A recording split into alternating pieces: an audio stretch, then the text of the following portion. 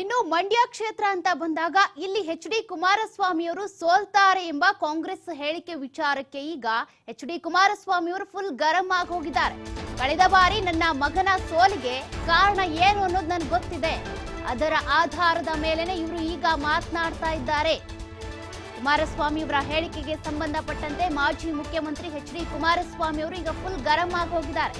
ನಾನು ಸೋಲ್ತೀನಿ ಅಂತ ಸಿದ್ದರಾಮಯ್ಯನವರು ಹೇಳ್ತಿದ್ದಾರಲ್ಲ, ಇವ್ರು ಯಾವಾಗ ಜ್ಯೋತಿಷ್ಯ ಆದ್ರು? ನನ್ನನ್ನ ವಲಸಿಗ ಅಂತ ಹೇಳಿದ್ದಾರೆ. ಕಾಂಗ್ರೆಸ್ನಲ್ಲಿ ನೀವು ವಲಸಿಗರಲ್ವಾ? ಕನ್ನಡಿಗ ನಾನು, ಎಲ್ಲಿ ಬೇಕಾದ್ರೂ ಸ್ಪರ್ಧೆ ಮಾಡ್ತೀನಿ, ಮಾಡಬಹುದು.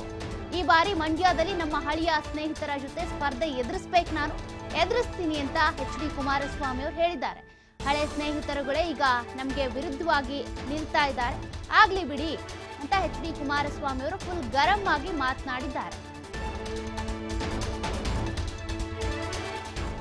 ಕಳೆದ ಬಾರಿ ಮಂಡ್ಯ ಕ್ಷೇತ್ರದ ಅಭ್ಯರ್ಥಿಯಾಗಿ ಕುಮಾರಸ್ವಾಮಿಯವರ ಮಗ ನಿಖಿಲ್ ಕುಮಾರಸ್ವಾಮಿ ಜನತಾದಳದ ಅಭ್ಯರ್ಥಿ ಆಗಿರಲಿಲ್ಲ. ಅವನು ಕಾಂಗ್ರೆಸ್ ಮತ್ತು ಜನತಾದಳ ಎರಡರ ಒಂದು ಮೈತ್ರಿಯ ಅಭ್ಯರ್ಥಿ ಆದಂಥದ್ದು. ಆ ಎರಡೂ ಪಕ್ಷಗಳ ಮೈತ್ರಿ ಆಗಿದ್ದು ಬಹುಶಃ ಆ ಚುನಾವಣೆ ನಾವು ಗೆಲ್ಲಕ್ಕೇನು ಸಾಧ್ಯ ಆಗಲಿಲ್ಲ. ಅವತ್ತು ನಿಖಿಲ್ ಕುಮಾರಸ್ವಾಮಿಯವರ ಸೋಲಿಗೆ ನಾನೊಬ್ಬನೇ ಕಾರಣ ಅಲ್ಲ, ಈಗೇನು ಅವ್ರ ಮಗನನ್ನೇ ಗೆಲ್ಲಿಸ್ಲಿಕ್ಕೆ ಆಗಲಿಲ್ಲ ಅಂತಕ್ಕಂಥ ನೆನ್ನೆ ಚರ್ಚೆ ಮಾಡಿದ್ದಾರಲ್ಲ, ಆ ಮಹಾನ್ ಭಾವರ ಕೊಡುಗೆ ಎಷ್ಟಿದೆ ಅನ್ನೋದು ಗೊತ್ತಿಲ್ವೇ? ಅದರಿಂದ ಆ ಚುನಾವಣೆಯ ಫಲಿತಾಂಶ ಅವ್ರು ಏನು ಹೇಳಿದ್ದಾರೆ, ಅವ್ರ ಮಗನನ್ನೇ ಗೆಲ್ಲಿಸ್ಕೊಳ್ಳಿಕ್ಕಾಗಿಲ್ಲ, ಕುಮಾರಸ್ವಾಮಿಯವರು ಚುನಾವಣೆ ಸೋಲ್ತಾರೆ ಈ ಬಾರಿ ಅಂತಕ್ಕಂಥದ್ದೇನಿದೆ. ಬಹುಶಃ ಅವ್ರು ಮುಖ್ಯಮಂತ್ರಿ ಸ್ಥಾನದ ಅಧಿಕಾರ ನಡೆಸೋದು ಬಿಟ್ಟು ಜ್ಯೋತಿಷ್ಯ ಹೇಳೋದು ಯಾವಾಗಲಿಂದ ಪ್ರಾರಂಭ ಮಾಡಿದ್ದಾರೋ ಗೊತ್ತಿಲ್ಲ ನನಗೆ. ನೋಡೋಣ ಅವ್ರ ಜ್ಯೋತಿಷ್ಯ ಮುಂದಿನ ಫಲಿತಾಂಶ ಮಂಡ್ಯ ಜಿಲ್ಲೆ ಜನತೆ ಏನು ಕೊಡ್ತಾರೆ ಅಂತಕ್ಕಂಥದ್ದು ಕಾದು ನೋಡೋಣ. ಈಗ ಸಿದ್ದರಾಮಯ್ಯರಿಂದ ನಾನು ಸರ್ಟಿಫಿಕೇಟ್ ತಗೋಬೇಕಾ? JDSನಲ್ಲಿ ಇದೆಯೋ ಇಲ್ವೋ ಅಂತಕ್ಕಂಥ ಸರ್ಟಿಫಿಕೇಟು ಸಿದ್ದರಾಮಯ್ಯರಿಂದ ಪಡಿಬೇಕಾಗಿಲ್ಲ.